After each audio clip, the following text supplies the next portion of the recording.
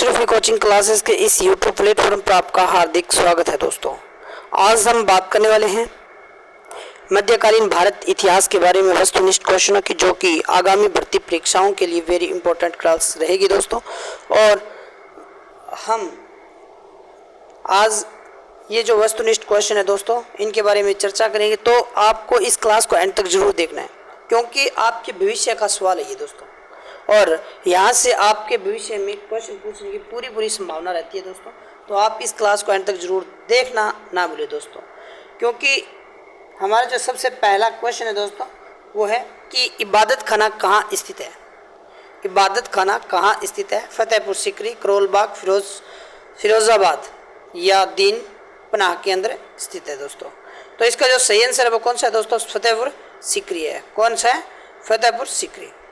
फतेहपुर सीकरी की अगर बात करें दोस्तों, तो फतेहपुर सीकरी में स्थित है। और 1575 में अकबर द्वारा फतेहपुर सीकरी में विभिन्न धार्मिक संप्रदायों के आध्यात्मिक नेताओं को एकत्रित करने के लिए बनाया गया था दोस्तों। क्या बनाया गया? इबादत खाना बनाया गया। क्या बनाया गया दोस्तों? इबादत खाना। तो इस प्रकार से ये क्वेश्चन आपको याद होना चाहिए। और किसी भाई ने इस चैनल को सब्सक्राइब नहीं किया है तो इस चैनल को सब्सक्राइब जरूर करें दोस्तों, लाइक शेयर जरूर करें। अब इस क्वेश्चन की बात करें दोस्तों, तो मध्य युगीन काल में सरकी राजाओं ने अटाला मस्जिद को किस स्थान पर बनाया था? किस स्थान पर बनाया था? मालवा के अंदर, जौनपुर के अंदर, गुजरात या कश्मीर के अंदर? तो इसका जो सही आंसर है कौन सा है दोस्तों? जौनपुर के अंदर। जौनपुर कहाँ पर है दोस्तों? उत्तर प्रदेश के अंदर है। इसके बारे में हम बात करें तो सरकी राजाओं ने अटाला मस्जिद जौनपुर में बनाया था। कहाँ पर बनाया? जौनपुर में। और जौनपुर भारत के किस राज्य में? उत्तर प्रदेश में। यह एक ऐतिहासिक स्थल है दोस्तों, जहाँ अटाला मस्जिद जौनपुर में एक प्रसिद्ध मस्जिद है। और इस मस्जिद को सरकी राजवंश के शासक इब्राहिम शाह ने 1408 में बनाया था दोस्तों। किसने बनाया था? इब्राहिम शाह ने बनाया। किसे? अटाला मस्जिद को। कब बनाया? 1408 ईस्वी के अंदर बनाया था दोस्तों। अब नेक्स्ट क्वेश्चन पर चलते हैं कि किताब उल रहला पुस्तक किसके द्वारा लिखी गई थी? इब्न बतूता, अमीर खुसरो, जियाउद्दीन बरनी या अल ब्रूनी? तो इसका सही आंसर कौन सा है दोस्तों? इब्न बतूता है दोस्तों। क्या है? Ibn Battuta. इब्न बतूता की बात करें दोस्तों, तो इब्न बतूता द्वारा लिखी गई यह एक वृत्तांत है, ठीक है। और इसके बारे में और चर्चा करें दोस्तों, तो इसी पुस्तक में अपनी यात्राओं के अनुभव को लिखा है दोस्तों। किसने? इब्न बतूता ने। इसी पुस्तक के अनुसार इसमें लगभग 30 वर्षों की यात्रा की है दोस्तों। इब्न बतूता कहाँ का था? अफ्रीका यात्री था दोस्तों इब्न बतूता, ठीक है। अब नेक्स्ट क्वेश्चन पर चलते हैं दोस्तों कि अहमदाबाद नगर की किस रानी ने सम्राट अकबर के खिलाफ लड़ाई लड़ी थी? चांद बीबी, रजिया सुल्तान, दुर्गावती या रूपमती? तो इसका जो सही आंसर है कौन सा है दोस्तों? चांद बीबी है। कौन सा है? चांद बीबी। चांद बीबी की अगर बात करें दोस्तों, तो याद रखना कि चांद बीबी अकबर के खिलाफ लड़ी थी। चांद बीबी को चांद सुल्तान या चांद खातून के नाम से भी क्या है जाना जाता है दोस्तों? चांद सुल्तान या चांद खातून के नाम से जाना जाता है, जिसमें बीजापुर और अहमदाबाद नगर की संरक्षिका के रूप में शासन किया था। किसने किया था? चांद बीबी ने। चांद बीबी को सबसे ज्यादा सम्राट अकबर की मुगल सेना से अहमदाबाद की रक्षा के लिए जाना जाता है दोस्तों, याद रखना है आपको। नेक्स्ट क्वेश्चन है हल्दी घाटी का युद्ध कब लड़ा गया था? 1552, 1568, 1576, 1584 के अंदर। तो इसका सही आंसर कौन सा है दोस्तों आपके हिसाब से? 1576 है दोस्तों। तो अगर किसी भाई ने इस चैनल को सब्सक्राइब नहीं किया तो इस चैनल को सब्सक्राइब जरूर करें दोस्तों, लाइक शेयर भी जरूर करें। अब बात करें हल्दी घाटी युद्ध की। हल्दी घाटी का जो युद्ध लड़ा गया था वो कहाँ पर लड़ा गया था? तो ये भी आपको याद रखना है दोस्तों। तो हल्दी घाटी का युद्ध 18 जून 1576 को मेवाड़ के शासक महाराणा प्रताप और मुगल बादशाह अकबर के बीच लड़ा गया था। हल्दी घाटी के युद्ध में महाराणा प्रताप पराजित हुए थे। क्या हुए थे दोस्तों? पराजित हुए थे। और अकबर की सेना, सेवा नहीं दोस्तों, सेना का नेतृत्व किसने किया था? आमेर के शासक थे राजा मान सिंह प्रथम ने किया था। जबकि इस युद्ध में महाराणा प्रताप को मुख्य रूप से भील जनजाति का सहयोग मिला था दोस्तों। किसका सहयोग मिला था?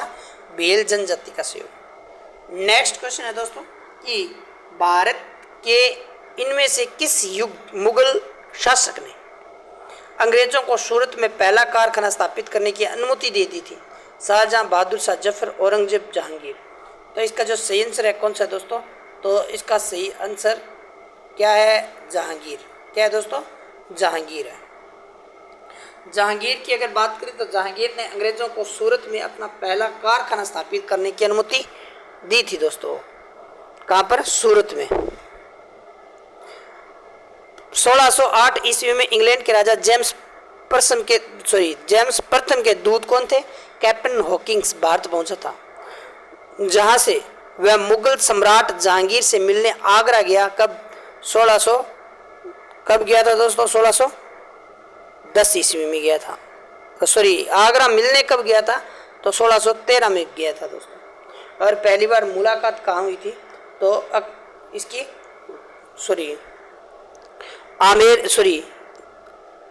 अजमेर के अंदर हुई थी दोस्तों। कहाँ पर हुई थी? अजमेर के अंदर। जारी शाही फरमान ने अंग्रेजों को भारत में सूरत फैक्ट्री खोलने की क्या दे दी थी? अनुमति दे दी थी दोस्तों। किसने? जहांगीर ने। नेक्स्ट क्वेश्चन है दोस्तों कि शाहजहां की बेटी शाहजहानाबाद में स्थापित नई राजधानी की कई वास्तुशिल्प परियोजना में भाग लिया था। किसने? बेगम इरशद,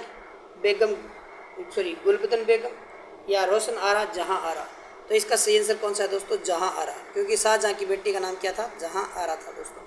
जहां आरा की अगर बात कर लेते हैं दोस्तों, तो जहां आरा ने शाहजहानाबाद में स्थापित नई राजधानी की कई वस्तु शिल्प कला परियोजना में क्या लिया था दोस्तों? भाग लिया था। किस में भाग लिया था? शिल्प कलाओं में भाग लिया था। शाहजहानाबाद 18 इमारत में से 5 इमारत का निर्माण जहां आरा ने महिलाओं द्वारा बनाया गया था। इसकी सबसे प्रसिद्ध परियोजना चांदनी चौक थी, जो पुरानी दिल्ली के चार दीवारी शहर के मुख्य सड़क पर थी दोस्तों। मुख्य सड़क पर थी। नेक्स्ट क्वेश्चन, बाबर की आत्मकथा किस भाषा में लिखी गई है? तुर्की, पश्तो, उर्दू या कुर्दी। तो इसका सही आंसर कौन सा है दोस्तों? तुर्की भाषा। किस भाषा में? तुर्की भाषा में। तुर्की भाषा की बात करें तो तुर्की भाषा में तुजुक ए बावरी के नाम से लिखी गई है। बाबर नामा में बाबर के अपने जीवन के अनेक घटनाओं का विस्तार से वर्णन किया गया है। इसके माध्यम से बाबर अपना जीवन में लड़े गए युद्धों की जानकारी प्राप्त होती है दोस्तों। बाबरनामा में बाबर द्वारा पानीपत, खानवा, चंदेरी आदि युद्धों में अपनाई गई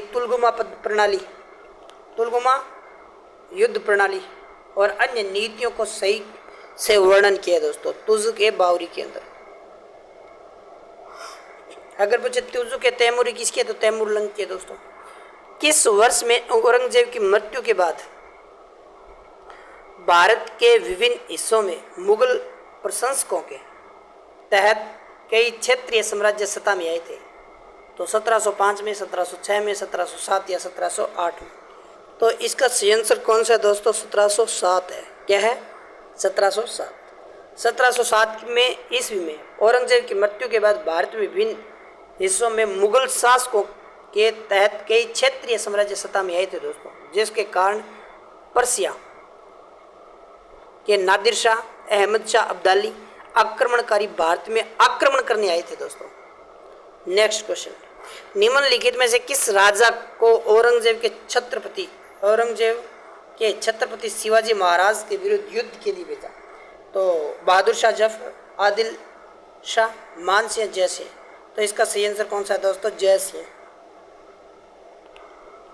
औरंगजेब ने 1665 में राजा जय सिंह को छत्रपति शिवाजी महाराज के विरुद्ध युद्ध लड़ने के लिए भेजा था।